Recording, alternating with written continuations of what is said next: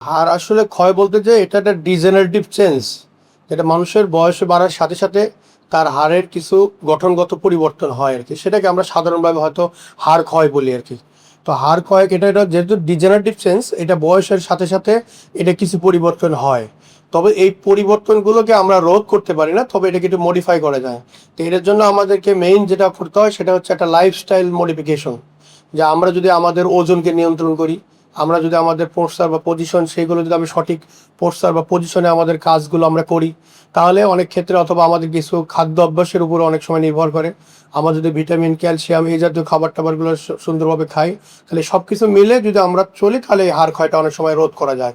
অথবা যেটা হয়ে যায় একবার, সেটা আর আমরা প্রতিরোধ করতে পারবো না, তবে ভবিষ্যতে আর যাতে না হয় সেটা থেকে আমরা হয়তো সচেতন থাকলে এটাকে কমানো যাবে আর কি।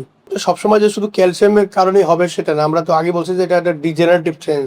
তো সেটা ক্ষয় হতে পারে, কার্টিলেজের হতে পারে, বোনসের হতে পারে, জয়েন্টের হতে পারে। তো আমাদের সেই কারণটাকে দেখতে হবে কোন কারণে হচ্ছে। তবে ক্যালসিয়ামটা খাইলে খুব বেশি ক্ষতি তা না, কারণ আমাদের ডেইলি যে রিকোয়ারমেন্ট আছে, সেটা আমাদের দেশের আর্থসামাজিক অবস্থায় আমরা নর্মালি যে খাবার দাবারের মাধ্যমে যে আমাদের যে রিকমেন্ডেশন থাকে, তার চেয়ে আমরা কমই খাই।